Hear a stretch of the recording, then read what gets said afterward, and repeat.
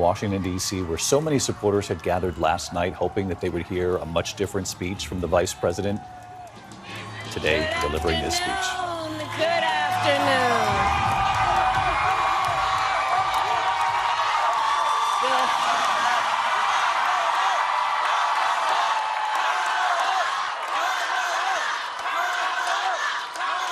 Good afternoon, everyone. Good afternoon. Good afternoon. Good afternoon. Thank you all. Thank you, thank you. Thank you, thank you. So let me say, and I love you back. And I love you back. So let me say, my heart is full today.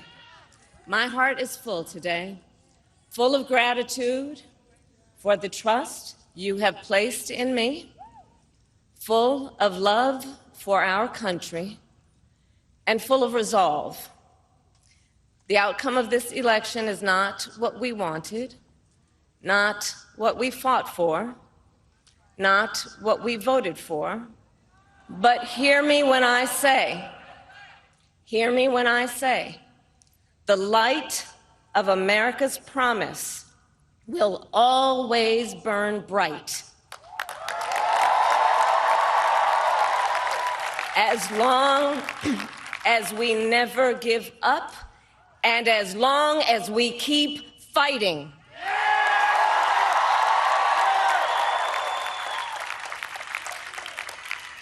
To my beloved Doug and our family, I love you so very much. To President Biden and Dr. Biden, thank you for your faith and support. To Governor Walz and the Walz family, I know your service to our nation will continue. And to my extraordinary team, to the volunteers who gave so much of themselves, to the poll workers and the local election officials, I thank you all. Look, I am so proud of the race we ran and the way we ran it. Over the 107 days of this campaign, we have been intentional about building community and building coalitions, bringing people together from every walk of life and background, united by love of country with enthusiasm and joy in our fight for America's future. And we did it with the knowledge that we all have so much more in common than what separates us. Now, I know folks are feeling and experiencing a range of emotions right now. I get it. But we must accept the results of this election. Earlier today, I spoke with President-elect Trump and congratulated him on his victory. I also told him that we will help him and his team with their transition, and that we will engage in a peaceful transfer of power.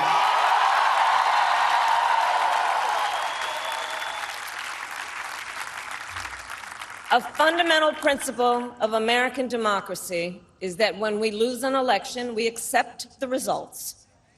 That principle, as much as any other, distinguishes democracy from monarchy or tyranny.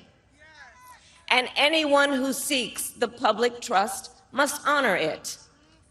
At the same time, in our nation, we owe loyalty not to a president or a party, but to the Constitution of the United States.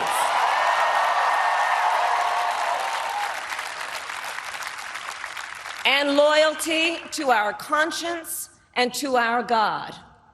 My allegiance to all three is why I am here to say, while I concede this election, I do not concede the fight that fueled this campaign.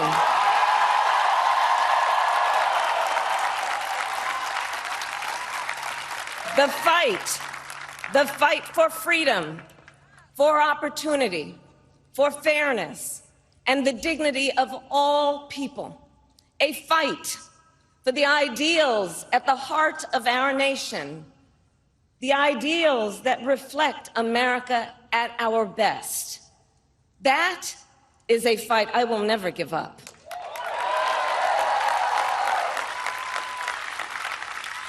I will never give up the fight for a future where Americans can pursue their dreams, ambitions, and aspirations, where the women of America have the freedom to make decisions about their own body and not have their government telling them what to do.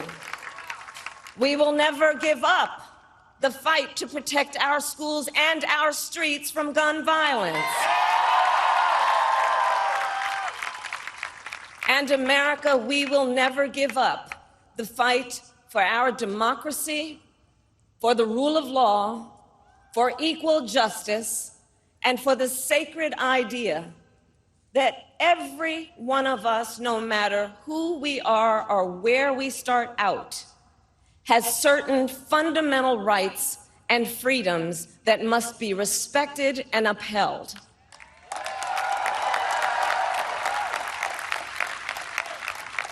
And we will continue to wage this fight in the voting booth, in the courts, and in the public square.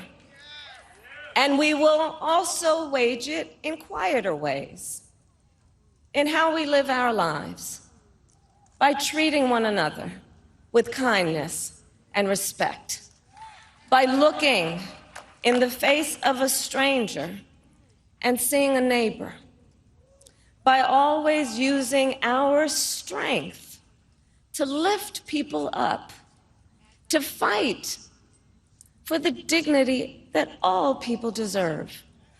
The fight for our freedom will take hard work, but like I always say, we like hard work. Hard work is good work. Hard work can be joyful work. And the fight for our country is always worth it. It is always worth it.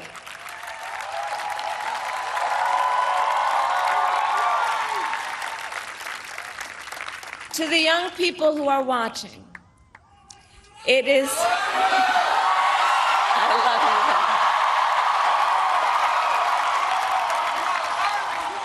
you. To the young people who are watching, it is okay to feel sad and disappointed, but please know it's going to be okay.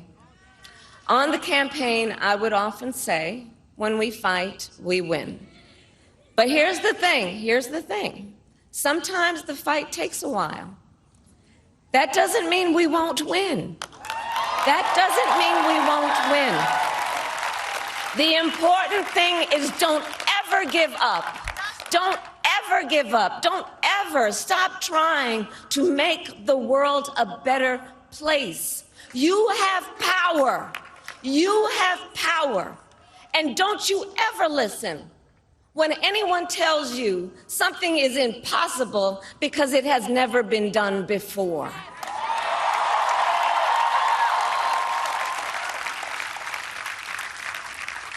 You have the capacity to do extraordinary good in the world. And so to everyone who is watching, do not despair. This is not a time to throw up our hands. This is a time to roll up our sleeves.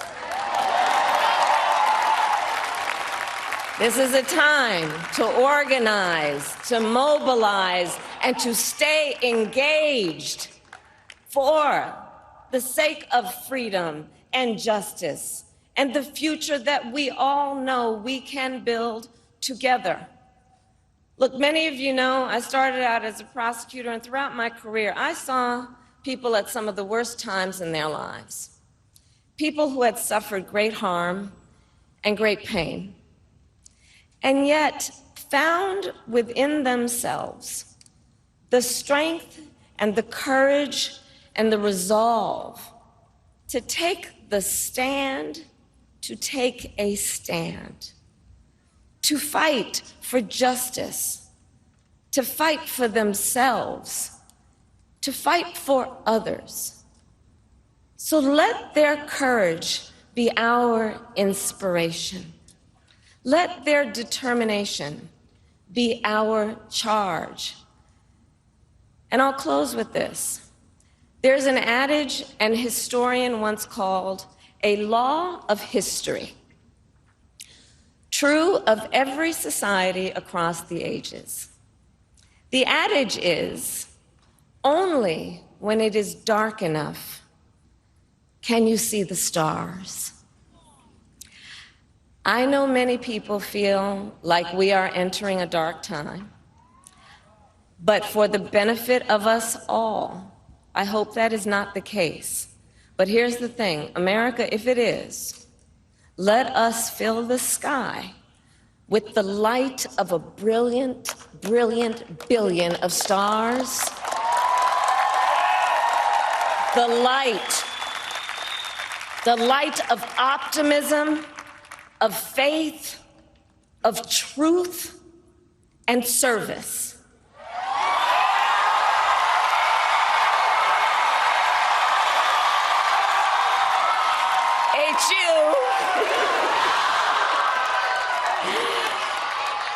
And may that work guide us, even in the face of setbacks, toward the extraordinary promise of the United States of America. I thank you all. May God bless you, and may God bless the United States of America. I thank you all. Vice President Kamala Harris at Howard University, likely the most difficult speech of her career, saying, "My heart is full of gratitude, full of love for our country, full of resolve."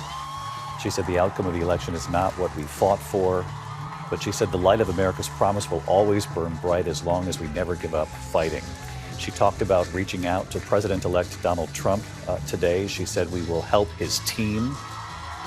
We will engage in a peaceful transfer of power, to applause there in the crowd. She talked about her loyalty to the Constitution and her expectation that that same loyalty will be shared by the president-elect.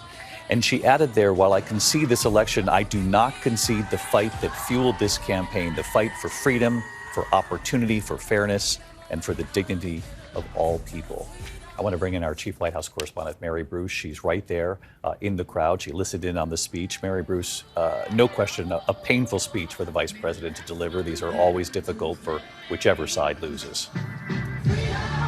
Painful, David, bittersweet, but this was a chance for Kamala Harris to come out here and assure her supporters that the fight goes on. As you noted, she said that while she is conceding today, she does not concede the fight that fueled this campaign, the fight for freedom and for fairness. And she wanted to assure all of her supporters, and there are a lot of them here who are shocked, despaired, angry, many in tears. She wanted to assure them it's okay to be sad and disappointed, but saying to them, do not despair, saying don't throw up your hands, roll up your sleeves. And David, I think it is important to note that Kamala Harris here is doing something that Donald Trump still has not done. That is to concede and admit that she lost, and also to say that she will go ahead and go forward and participate in the peaceful transition of power. And that was a line here that got a lot of applause, I can say, David, even in the midst of what is a lot of shock for so many here today. Mary Bruce right there at Howard University. Mary, thank you. Our chief Washington correspondent, Jonathan Karl. This campaign for Kamala Harris was just 107 days. So many things about this campaign, really on both sides, extraordinary. The assassination attempts on Donald Trump,